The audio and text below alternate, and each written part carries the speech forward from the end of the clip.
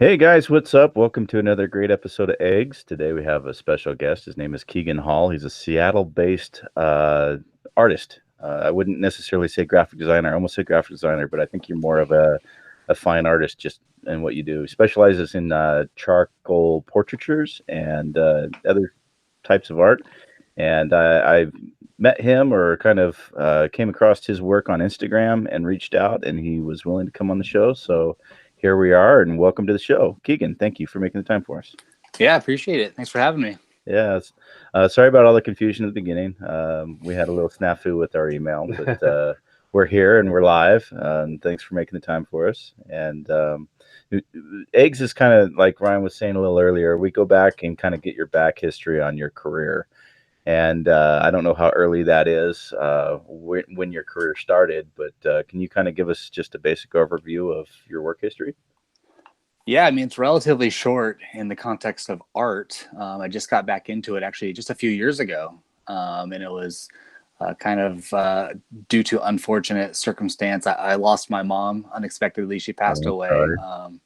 Yeah, thank you. And it was really that through that process, that mourning process was the catalyst of me getting back into art. So, I mean, it was, I mean, to back up a little bit before that, I grew up drawing all the time, obviously, and I actually went to the University of Washington's School of Art and Okay. got a degree in art. So, and got to study abroad in Italy and do lots of fun stuff on the art side there. And then upon graduation, I basically had a lot of people telling me that I wasn't that good. And after hearing that, you're not that good. You need to get a real job. All those kind of negative thoughts and sentiments. I eventually started to believe them and got a job in the real world. What was your Um, real world job? so my first job out of college. So my second love after art is sports. So Okay. particularly basketball. So I went to work for the Seattle Sonics, Oh, that had to be and fun. yeah, it was awesome. Spent 5 years with the team. We only made the playoffs one time out of those 5 years. But yeah, just awesome experience. Really cool group of people that I worked with, and kind of went on from there. But yeah, I had no plans on going back to art at all.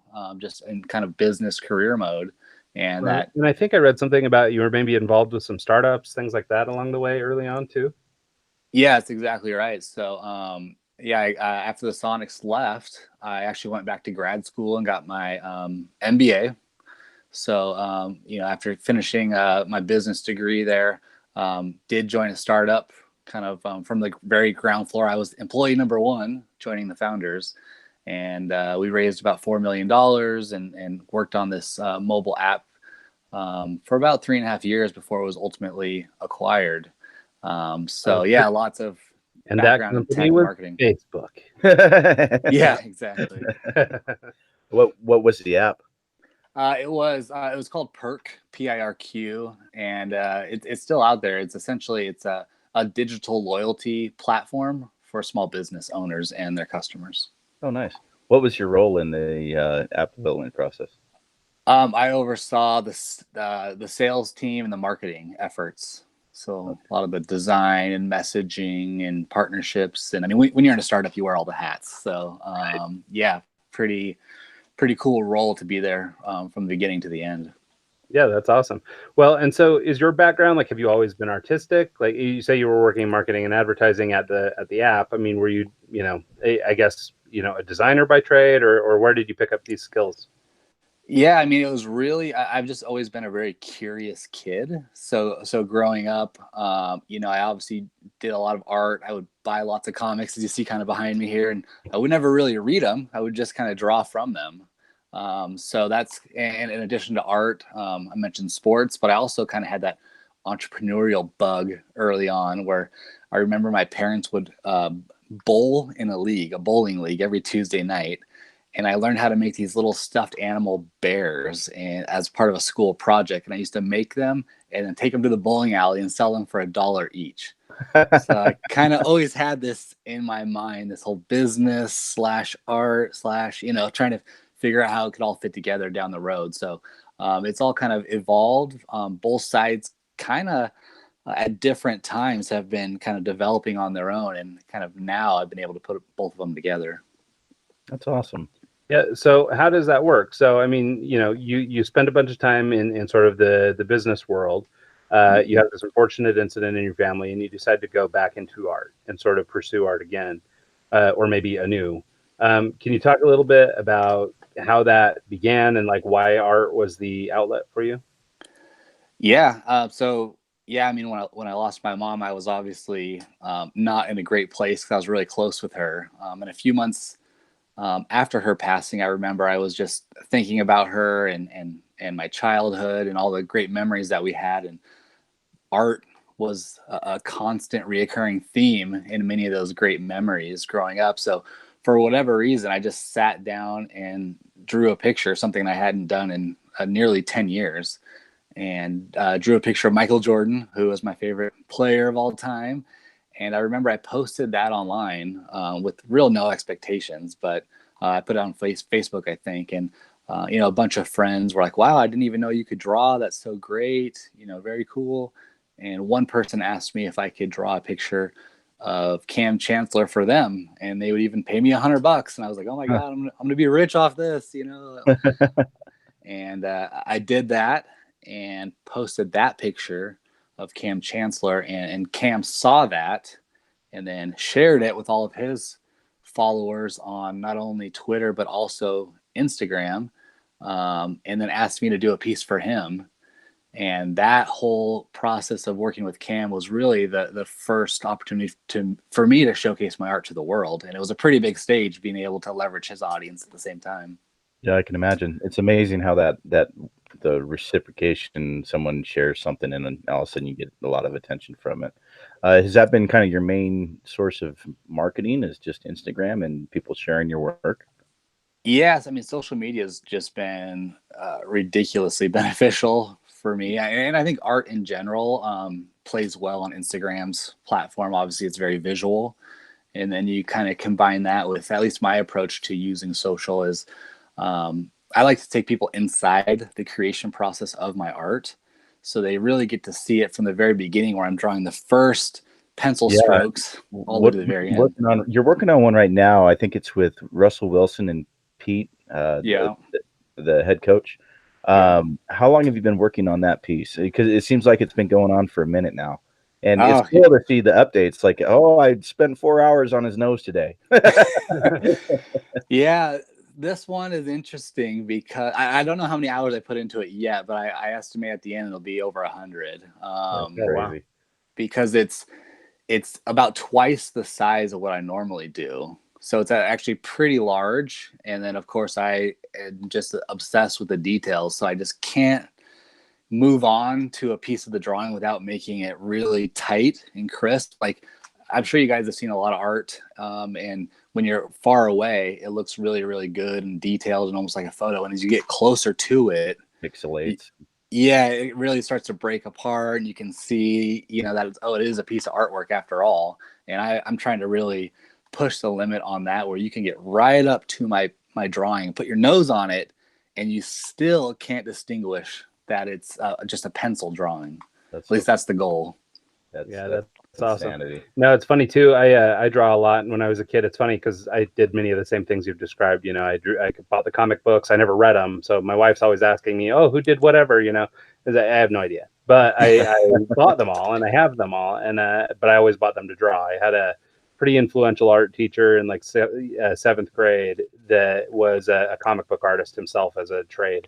And so I got really into it for a long time, and so I used that as a way to draw. And I also was interested in sports, and so I chased down a bunch of them. And you have a picture in the little video montage that you have at the top of your website that is a drawing of Ken Griffey Jr. And I think it's either from. I mean, I remember seeing a similar photo on like the front of a Beckett magazine, and also on his rookie card.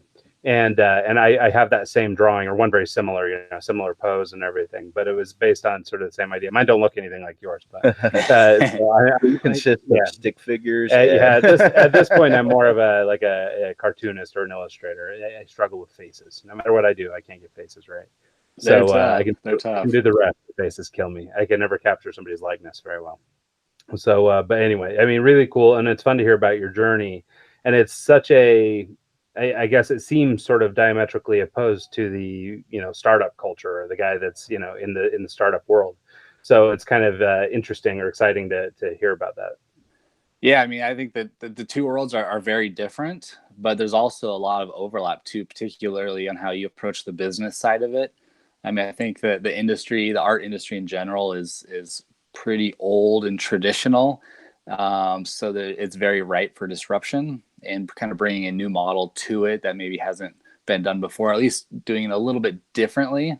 So it's been fun, kind of trying lots of different things. Just going back to my business days of it, you never know what's going to work. So you just try and test lots of things and refine and try it again and see what sticks. So I've been kind of following that same blueprint with the art world as well.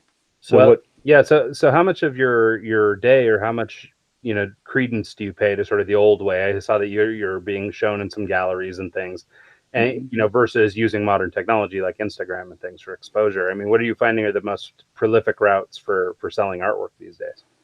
I found that I think that the traditional model is very much gallery driven. So if you're an artist and you want to kind of make it in this world, you have to get in a gallery. That's the only way to sell original works.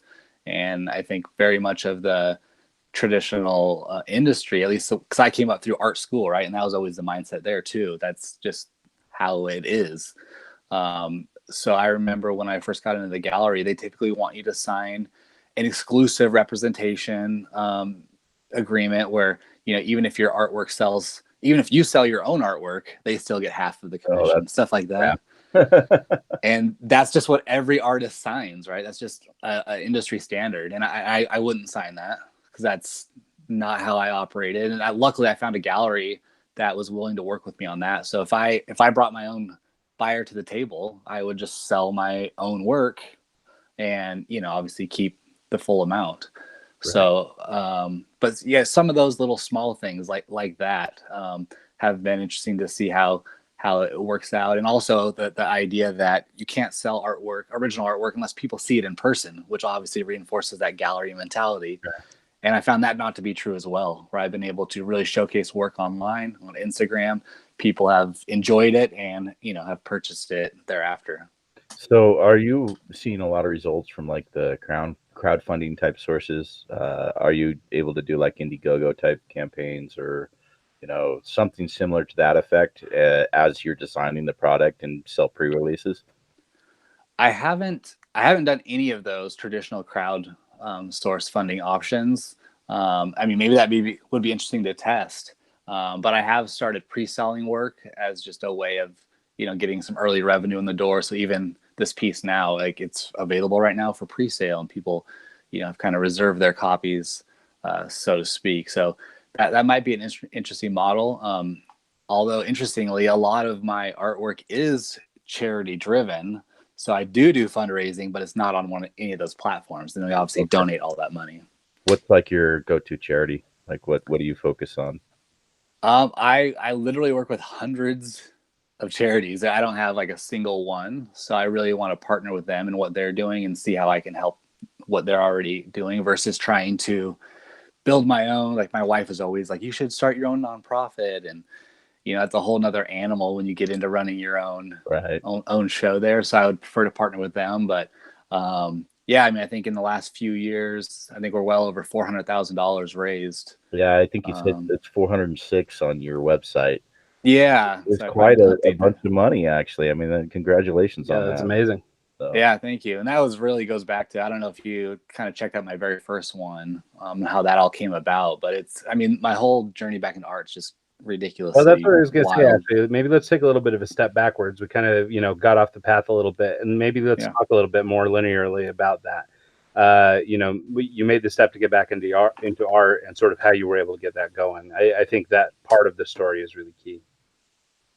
Yeah, I mean, again, it was nothing was really planned out early on. I had that opportunity with Cam Chancellor, which was amazing. And he's just a good dude. I've gotten to know him pretty well since then, and just a really, really great guy. But as I started to get back into just drawing in general and starting to see like a genuine enjoyment and appreciation for my work, I had this thought in the back of my mind really from the beginning of how can I use this to help other people? Like, what options are there? And of course, you can do an original drawing and donate to that to a charity of some kind. And they'll auction it off, and it's kind of like one drawing, one donation, and that's kind of the model that I've seen in the past. But so I came up with this idea where if I could do a really cool drawing and team up with an athlete, and then we make prints. And I don't know where I'd come up with this idea of 200 prints, but 200 prints for $200 each was the idea. And the goal was to raise money for basically kids that were similar to me growing up. So I grew up in a pretty poor environment. I lived in a trailer park for the majority of my life, and finally moved into a real house once I got into high school. And then I have one sister who is handicapped. She has cerebral palsy. So that was kind of my childhood. I'm sorry. Yeah, it was tough. But I mean, I think when you don't know what you don't know. So I just thought that's how it was for everybody. But looking back, I think there's a lot of kids currently that were in the same situation I was. So if I could give back with my art to help them, that's what I wanted to do. And again, had this idea and just randomly reached out to Richard Sherman on Twitter. Again, no introductions from anybody, but just like tweeted at him saying, "Hey, I have this charity idea, and can I DM you my idea?" And he actually replied and was like, "Yeah." So I DM'd him my idea, 200 for 200, and he was like, "That's awesome, let's do it." And I was like, "Wow, okay, here we go." And I remember as it all kind of came together, we finally announced the fundraiser on a Monday, and the on sale date was going to be the Friday, a few days away. So we had that whole week to kind of promote it, and it just kind of blew up, not only across social media, but it made its way into news and even international news. And so once Friday rolled around, they sold out instantly. So we raised $40,000 on the first day, and then donated 100% of it. So it was pretty amazing. cool. Yeah, that's fantastic. What year was that? Like, was that when the Seahawks were on the run for the Super Bowl and kind of in that time frame?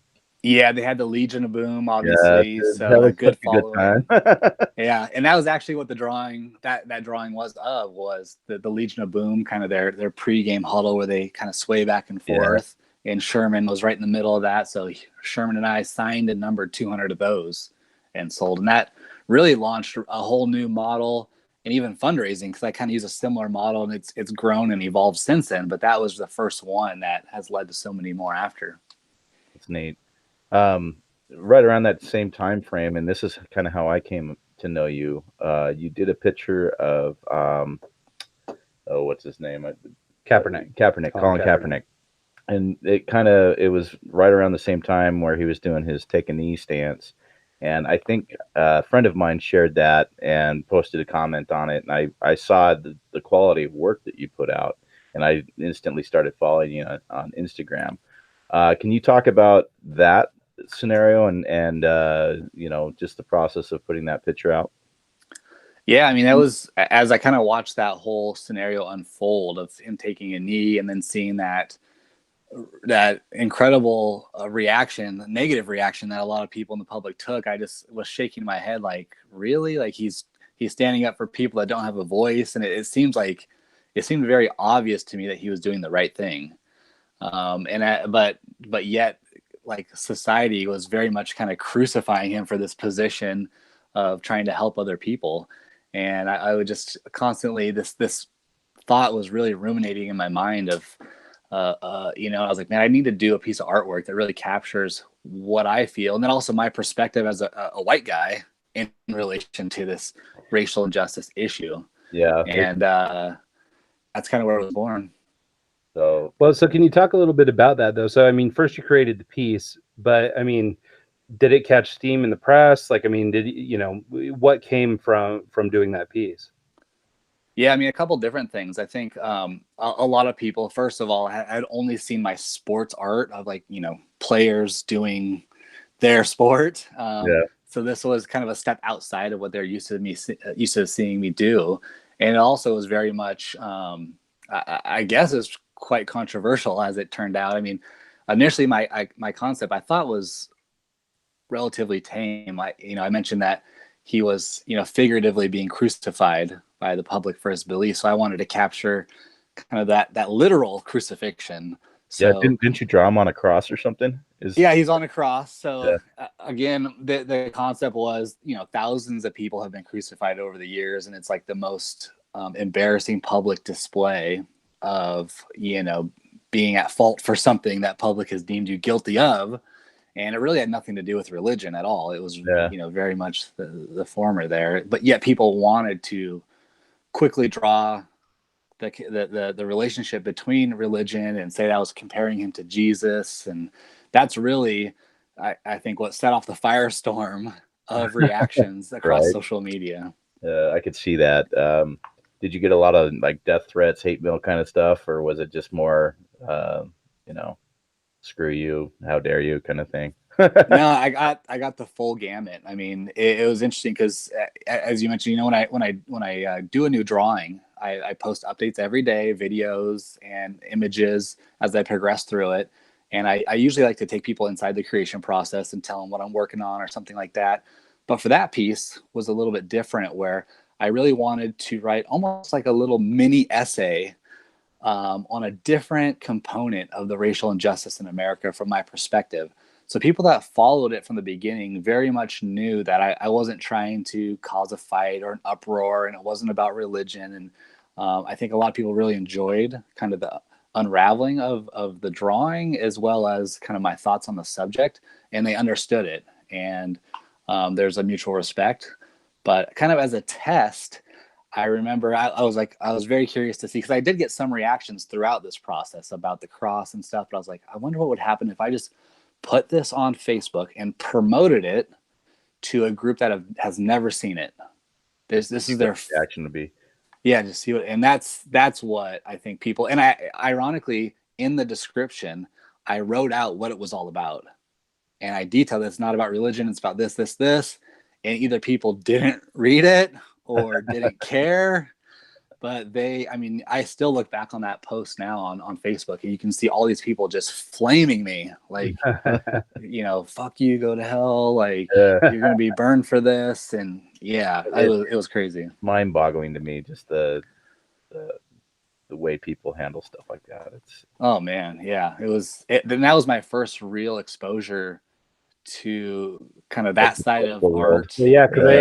Because I guess your artwork, like you mentioned, isn't particularly controversial. I mean, it's athletes doing their athletic thing, and so there's not a ton of room for people to get real upset. So I'm sure that this was kind of a venture into a whole new world where you're playing on people's emotions. Most people aren't as smart as you give them credit for, and they're not reading what you've written. They're just having a gut reaction to the image, and yeah, I could see how that might go a little sideways. Well, but props for actually taking the time and doing a political piece like that, and putting some thought into it and putting it out there, because people aren't going to learn unless people stand up for stuff. And I think that it's important that people like you put stuff like that out there.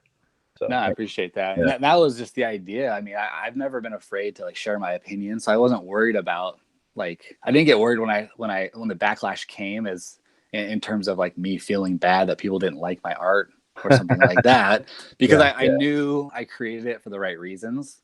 So I totally stand behind kind of the theme and the concept and what it represents. So, but it was kind of eye-opening to see the negative side of how people can respond to this issue. And it seemed like such an obvious issue that needs to be addressed.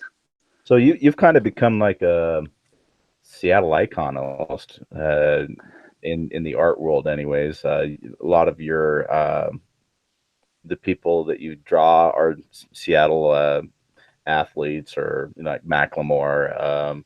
I thought I saw one of Pearl Jam. I don't Chris Cornell. And have you had a chance to meet all those guys, or is it just kind of like you pick it, do the work, and then tag them in it when you're done? Yeah. The Macklemore one, that was one of our fundraisers. So Macklemore, Ryan Lewis, and I all teamed up. And ironically, that was the first fundraiser I did for social injustice. Oh, interesting. And they were really the ones that opened my eyes to it, to be honest. Because I think, it's easy for each of us to kind of live in our bubble and do our daily lives. And maybe you don't see a lot of that's happening if, you live in a certain part of town where it just doesn't happen as often. So you think, oh, this doesn't happen anywhere. Or at least you don't really think much about it. And I think that's probably where that was the spot that I was in. I was like, oh, this stuff really still happens in today's day and age. And they were like, yeah, it does. And it's a big problem. And I started asking a few of my Black friends, and they were like, oh my God, are you kidding me? Like, yeah. And when I walk into a store, people are like looking at me funny, and they just give me all these examples. And I think that process of working with, Macklemore and Ryan Lewis, and then of course talking about the cause that we were supporting, I think opened my eyes up even more so, and it really led into that Colin Kaepernick piece afterwards. That once I was exposed to it, it's hard to kind of look away. Yeah. Once you kind of know what's really happening, what's going on. Yeah. Yeah, no, that makes sense. So speaking a little bit of politics, but maybe on the upper note, you had the opportunity to draw a image for Barack Obama. Mm-hmm. And apparently he came to Seattle to see it. And I don't know if this is the time frame. I'm sure he's been to Seattle a bunch of times. Well, usually when a president comes to Seattle, we all remember because it's gridlock. Yeah. Yeah, and that was the point I was going to make is Mike and I had gone to a Seahawks game the day Obama came into town. And we were leaving the game, and both the freeways were closed, because they have to have the one he's on and the one that he might be on closed. So we got to see Air Force One take off while we were sitting in gridlock on the highway. So that was pretty exciting. So I don't know if this was that visit or not. But I don't know if that one. It was probably one of those though, because it does happen every time he visits for sure. Yeah. So can you talk a little bit about that experience? I mean, were you able to meet him when he came to pick up the piece, or? What was crazy is that came about super last minute. So I already had a trip planned to California, and a couple days before I left, I was approached by the governor's office here in Washington State, and they said, "Hey, Obama's coming to town for a fundraiser. And, we really want to give him something special that, would really represent Seattle and him. And, would you be interested in doing a piece?" And again, this was 2 days before I was about to leave. And my art takes a long time to do. So I was the next 48 hours straight, you're sitting there. Yeah. I was doing the math. I was like, and I was talking to my wife. I was like, I literally don't think I could finish a drawing in that amount of time. So I was almost going to tell him like, I can't do it. And then I was just like, man, when would I ever get this opportunity again to do a piece for the president? So I literally did back-to-back days of like 17, 18-hour days straight. And normally I do like 4 hours max because it's very kind of mentally intensive. Your hand cramps up, I'm sure. And it's just, I can't all even. That. Yeah. Yeah, it was tough. So I just did like a marathon session where I didn't leave my studio. And on the way to the airport, basically dropped it off at the framer. And away I went. And I was just hoping that, I would get some kind of a confirmation that he received it and what he thought. So a friend who was at the event took a picture of him and Inslee talking about it. And he kind of told me, he's like, yeah, Obama remembered that moment. Because they didn't actually give me any guidelines on what to draw or what to create. They're like, whatever you want to do. So I was like, oh God, this is a lot of pressure. Well, that's like the ultimate pressure for an artist. Well, yeah, for people who complete freedom. Yeah, for people who haven't seen the piece, it's basically a picture of Barack and his wife dancing together, and it is a nice moment. It's very cool, and so to think about it as you had to pick this out of a hat. It's interesting, right? Because I think a lot of people may have gone political, or here's Obama on the stump, or here's Obama, but speaking at the podium or whatever, something more presidential. Yet this was probably much more meaningful because it was some, moment of their life. Yeah, and that was really what I was thinking too. I mean, I think he's probably gotten lots of artwork over the years of him. And I was thinking, man, if somebody created a really cool piece for me, I would love it if it featured my wife. Right. So that's actually what it did. It's very prominently features Michelle. And you kind of just see him from like a side profile view. So he's really not the focus at all. Mm-hmm. And I think that's actually what he really liked about it too. Once he received it, well, it's a different take on what you might think of. Like if he's receiving a lot of like fan art and things like that. Like, this is a different take on that, and I think it's a much stronger piece for that. Totally. And actually, the coolest thing about this, which I learned after the fact, was officially the piece of artwork is a gift from the state of Washington to the president. So technically, it's a gift from a dignitary, Huh. which Oh, nice. means it can only end up in one of two places. Either he's going to take it home with him because he really likes it, so it's in his house right now, or it's going to end up in the presidential library that's being built in Chicago. That's pretty cool. Yeah, that's amazing. So if I never see it again in Chicago, then I guess that's a good thing too. Well, I was gonna say, I mean, hopefully, you know, he's got like an extra pardon laying around or something you can use. You know, I mean, there ought to be some kind of letter on your behalf. He can get you out of something. I hope so. Yeah, he owes me one at this point. Well, that's awesome. Can you talk about any other sort of like career highlights? Maybe something maybe less obvious that we wouldn't have just picked up in our research, but something else that, you know, a piece of art that impacted you profoundly or did something great for a community? Yeah, I mean, I think there was a piece I did. So I worked with a lot of the Seahawks, you know, from, you know, Russell and Michael Bennett and Cam, and I mean, just almost like the whole team. It feels like At the good years too, you know, yeah, like right in the Legion prime. of Boom and the yeah, that'd be fun. Yeah, so there was a kid from my hometown. So I'm from the small town of Sumner, Okay. Washington, Yeah. and who had this basically this death sentence of a diagnosis. So, and the family has been trying to raise money to save their kid's life for a while now, and they reached out and asked if I could maybe help out and do a piece. And obviously I jumped at the opportunity, and I drew this piece called the Pro Bowlers, where I drew, you know, was like the 7 Seahawks Pro Bowlers from that season on one drawing. And then I got all of the players to sign the original. Wow. And then we auctioned that off, and obviously donated all the money to the family. So that was just a really cool opportunity for me to kind of get even more involved with my local community.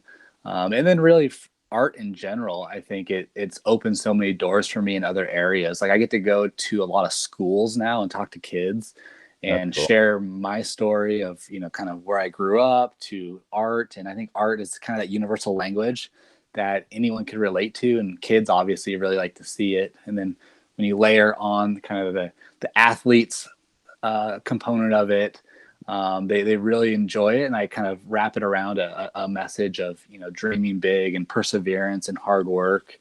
So it's been pretty well received. It's been really cool to be able to kind of share that experience with all these students, you know, across the state. Yeah, no, that's awesome. Well, and it's interesting, you know, that we're talking about that specifically. So, for people who don't know, prior to the show, a lot of times we'll send out a little questionnaire to kind of gather some information. And one of the things, or one of the questions we ask, is if you could go back in time and tell your younger self one thing, what would it be?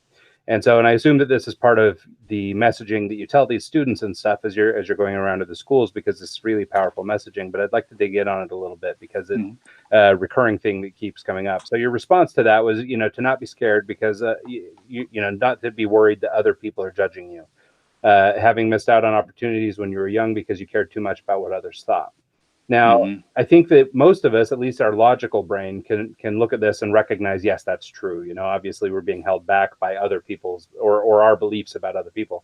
I wonder if you couldn't, you know, talk a little bit about how you've done this in your life, how you actually overcame these fears and things like that, especially as not only just a businessman who was out raising money and stumping for his product and trying to you know, gain the support of people, but putting yourself out also as an artist, you know, both of which are platforms where you're being consistently judged by, you know, audiences, groups of people, you know, VCs, whatever it is. And, you know, how you sort of are able to fight through that fear or that concern about what other people are thinking, and just find the confidence in yourself. Yeah, I mean, I think just starting back from the beginning when I was a kid, I think just from where I grew up to, you know, with my going out in public with my sister and constantly being looked at and judged and stared at, you know, I think I just developed this mental mindset that people are always looking at me, and it's always a negative thought that they have. And I kind of just grew up with that. And obviously that was the downside of it was that it held me back, as you mentioned, from doing a lot of things, because I never wanted to be the person to try new things. I never wanted to fail, because then people would laugh at me. But on the other side, it also made me really competitive, where it's like I always thought people were looking at me and laughing at me. So it's like I need to really bust my ass to be good at something, so they don't laugh at me, kind of was the mindset. And it was, it's this kind of constant battle back and forth that I really grew up with. And it's interesting that I went into the world of sales as a profession early on, because I was such a quiet kid growing up, as you might expect as an artist and things like that. But I could always do very well connecting with people and talking with people and getting to know them, particularly in one-on-one environments. So when it came to a sale, like you're just working with one person, I did really, really well at that. I was actually the top salesman for the Sonics, and kind of grew from there. But then when the crowds got bigger, I would just freak out. And, public speaking was like the worst thing that could happen to me. And I remember even as recent as graduate school, I would just freak out for my presentations that I had to do. And I would have to just memorize them so well that I would just go on autopilot mode.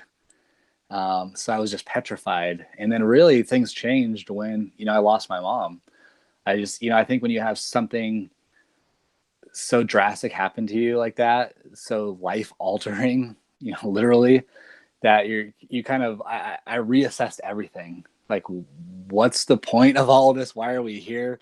Why am I spending so much time doing this versus that? Like, what's my real motivation in life? Like, what do I want to do with all this time? And I think that process, and just really being so shocked to my core of going through that, really just changed my mindset almost a 180, where I was like, I don't even care anymore, because none of that crap matters. And I just wish I would have known that earlier on. And as a result, I started to take, bolder steps with my art. I started to put myself out in situations that I was previously really, really uncomfortable, most notably public speaking. So like visiting all these schools and stuff.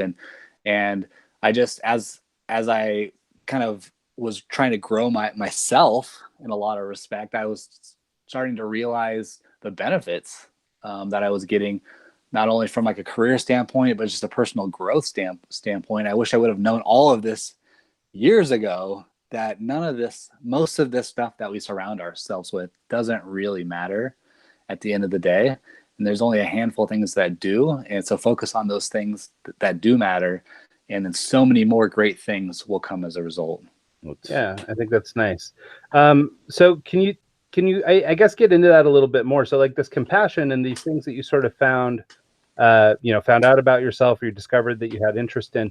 I mean, is that something that came from your parents? Like, I know that you mentioned that they were athletic and that they were, a very competitive bunch, I guess, if you're all athletic and everybody's involved in athletics. So that it makes sense that there'd be some maybe hard work or competitive nature sort of built into you. But does this compassion come from there too, or did it take the loss of your mom to recognize that? I mean, I think it definitely came from my mom growing up. My sister, we were all athletes, even my sister. So she did Special Olympics, and we would volunteer. And my mom was actually one of the coaches for Special Olympics. I actually provided sound system a few times for the Special Olympics program in Tacoma at the Tacoma Dome. And we had in high school, we had a lady with Down syndrome that lived with us for a while. And because of that, I came out and helped at a few of them, and they're pretty interesting to watch, and it's cool to be a part of that community. Oh, there's such a great event. I mean, it's interesting because you think like disabled people, that they're just so different from quote normal people, right? And they don't have the same thoughts that we do. But then, and if you played sports, and if you won anything or even competed, kind of those competitive spirit that you have in your heart of just being able to compete or win. And when you see those kids do the same thing, they have those same emotions, and it's so cool to see them triumph and enjoy that success. And it's just, there's nothing like being around that. So, I kind of grew up in that environment too, of being around Special Olympics. And I even coached basketball, Special Olympics basketball one year. So it's just super duper rewarding. So yeah, that's definitely been ingrained in me from an early age. Yeah, well, and it makes sense growing up with a sibling who's had her struggles. You know, it makes sense that that would be sort of built into the family's sort of, you know, core ethic. So that's really cool. So, but I'm still, I guess, kind of intrigued by, you know, the businessman. And I mean, I don't know how you were in business. I assume that this compassion and this competitiveness have cohabitated for a long time with you.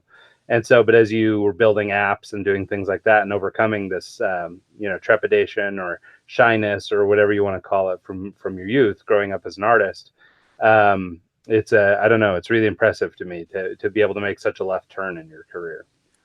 Well, yeah, thank you. I'm glad it happened, honestly, because it's interesting. I have a daughter now, and she's 11, and she's It's a fun age. just like me as a kid. For a lot of the good things, she's really into art and things like that. But she's also a little bit shy too, and I can see kind of that side to her. So I really want to push her to not be afraid to do things. Yeah, I have a 12-year-old. I think you're in my age are pretty similar, and I've got a 12-year-old boy that's the same way, very artistic. He's coming out of his shell a little bit now at 12. You know, he's starting to get a little looser, and you know, there's some girl he thinks cute. So watch out. Yeah, I mean, you know, it's coming on. He's coming online, but for the longest time, he was, you know, quiet, reserved, and we always joke that he's like raising an old cat.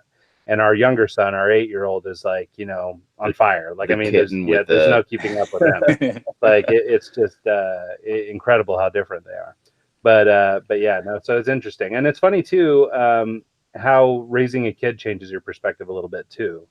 Oh yeah. You know, I mean, it took. I mean, even in my own business, you know, as we grew, like once we had kids, and then I started thinking more about legacy and making choices about, you know, what happens, you know, if I get hit by a bus and things like that. So it's kind of interesting, you know, how just your whole perspectives shift. Yeah, totally. I think at the end of the day, I just want her to be like a good person. So it's, and I've been kind of talking these lessons at her for many, many years before she was old enough to even comprehend what they are. And I just continue to talk them at her, and hopefully they're absorbing at some point. And I think as she's getting a little bit older now and starting to understand the world around her, I think those seeds are starting to slowly blossom, which is cool to see. So, what part of Seattle are you in? Are you in downtown, or are you in the outskirts? I'm just across the bridge, though, so in Kirkland. Oh, okay, that's a nice part of town. Bellevue, Kirkland, yeah. I think I saw a photo with you standing next to a parking garage. I think it's the one on Yesler. Yeah. All right. There's a nightclub right next to there called Trinity. I used to play it all the time. Oh, really? Yeah. When I lived in Seattle, I'm like, I recognize that parking garage. I met my wife in Pioneer Square, so that's. Oh, there you go. Yeah, small world. What's next for you? What's on the docket? Like, are you gonna just keep doing artwork and kind of just do releases here and there, or do you have more on the books? Yeah, I mean, I'm just a naturally curious person, and I get obsessed with new ideas and, you know, try to learn as much as I can about them. So, I mean, another passion of mine has been real estate for a long time. So I've been kind of digging really deep into that area, on the development side, even the design side. So the interior design and some really cool things happening in that space. Of course, art will always be there. So I'm working with kind of bigger brands and bigger companies, and making more of a sustainable business model out of it. And Can you kind of dive into that a little bit? Like, what do you mean by sustainable business model out of it? What's different? What are you changing from what you're doing currently? I think a lot of artists, they're used to kind of one in, one out. Like they do one drawing and sell it, and they have to reset and start over again. And it's just this hamster wheel that you can't get off of. You can never get ahead of, because art by nature is not scalable, right? So you can only do as much as you can produce as a single person. Sure. So I've tried to, and some of that's unavoidable, right? Because that's kind of the nature of art. It is what it is. But in addition to kind of continuously creating new pieces of art, I've also obviously been doing prints for a while. So you have an opportunity to really capture the long tail market. Sure. And as you continue to grow your portfolio, of art, new people will be learning about your art, and they might find something that they like as the portfolio grows. And it's funny, I remember when I first created my website, I just felt so dumb doing it, because I was like, I have like one drawing, or I have like two prints. Like, this is so dumb. I got a YouTube video that I kept sweating. I'll put that on there. Like, come on. Yeah.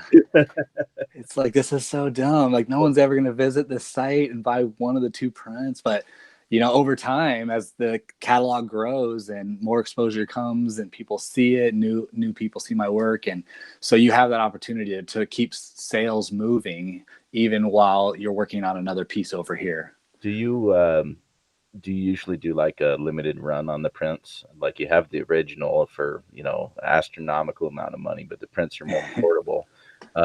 Do you limit that to like 200? I typically, so I have a few different options. So I usually have a collection if I'm teaming up for a fundraiser or something. All of those are limited to 200. So those are all individually signed and numbered. And then I do have another collection that's just an open edition, because I also wanted to make it very accessible. Like, I see some people selling prints for like hundreds of dollars for a print. I have two print options. One's $30 and one's $70.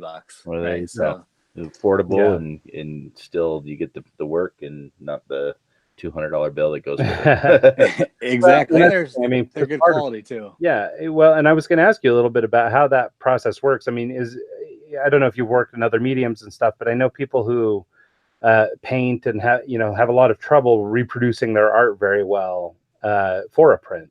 And I'm sure printing technology is getting better all the time. You're probably more able to do it nowadays. But I mean, what is the quality like of a print? Is it as compared to the original? Do they just take a really high quality photo of it and replicate the photo, or how does that process work actually too?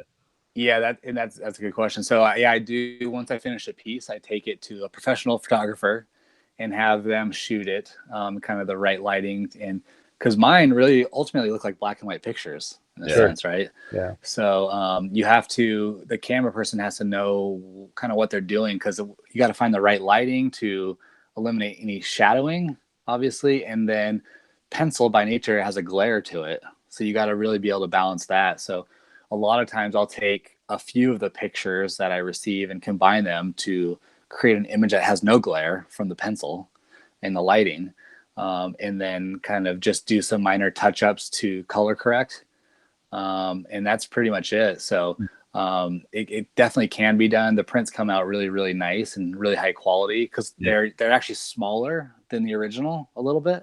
Oh, So okay. you can So it compress it a tightens little up bit. that image Yeah. a little bit. Exactly. So you don't lose any of that loss of detail or anything. Well, because I think that's the real beauty of like pencil art is, you can really get fine detail out of it, more so than you might be able to with a paintbrush. Although I've seen people do some pretty incredible things, but with the pencil, you can really get those really fine points, like you were saying about your picture with Russell Wilson, how you could set your nose on it and still see that fine detail. That's what you're going to want out of this new Champions print, for example. Yeah, totally. And it's been a gift and a curse, I guess, since this is my kind of approach to art, where people will just kind of walk past it because they assume it's a photo and they think nothing of it. Yeah. So it never even gets seen. But I think that's also kind of the beauty of the thing, right? Like almost hidden in plain sight, or they don't know what they're missing until they stop and look at it, and for the people who do stop and appreciate it, I think that's probably more impactful for them than it would have been for the person who just passed by anyway. Well, that's the fun part, is that aha moment. Watching people's eyes light up when, one, they realize it's a piece of art, and then two, it was done with just a pencil. So everyone has used a pencil or has drawn with a pencil. They kind of know what it's like to try to create something. So when they kind of connect the two dots, they're like, wow, that's pretty cool. Yeah. Do you ever set it up on display and just kind of sit back as the artist and watch people? I would enjoy that. That would be fun to me. we do that at gallery openings and stuff. So I mean, I've been a part of a few different gallery showcases where I wasn't the only artist there. So people probably, weren't obviously going there to see me per se. So they don't even know who the heck I am. So I'm just like chilling off to the side as they, look at my work, talk about it. And you get to kind of kind of see hear that, it. which is pretty cool perspective to watch people enjoy your work. It's I would very just cool. walk up and start trash talking it, and you coming up, like, this guy sucks. Well, we had that Kaepernick piece on display, so I was looking over my shoulder kind of throughout the event, making sure I'm safe. Well, cool, Keegan. So tell people, I guess, where they can learn more about you, where they can find your work, and maybe how they could contribute to some of the causes that you work with.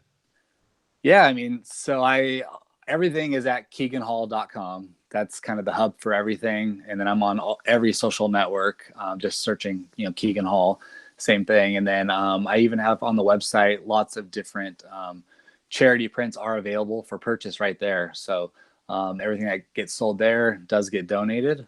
And we're just trying to make a difference one drawing at a time here. That's awesome. Yeah, so cool. Yeah. All right. Well, any parting shots, Mike? Anything else you'd like to? No, let's grab lunch next time I'm in town. Yeah, let me know. That's great. Well, cool. Well, thanks so much, Keegan, for making the time. We had to reschedule you one time, so thanks so much for making this happen. And we're really, really grateful for your time. Thanks so much. Thanks, guys. Appreciate it. All right. And without anything else, I guess we'll call it a week. Thanks to everybody who tuned in on the live stream. And all of you who will subsequently download this episode. Continue to support the show, eggscast.com. Our guest, Keegan Hall, at keeganhall.com. That's KEEGAN hall.com. And check out his work and chip in on some of these charities. It's awesome. So, yeah, thanks, everybody. Have an awesome week, and we'll see you next time.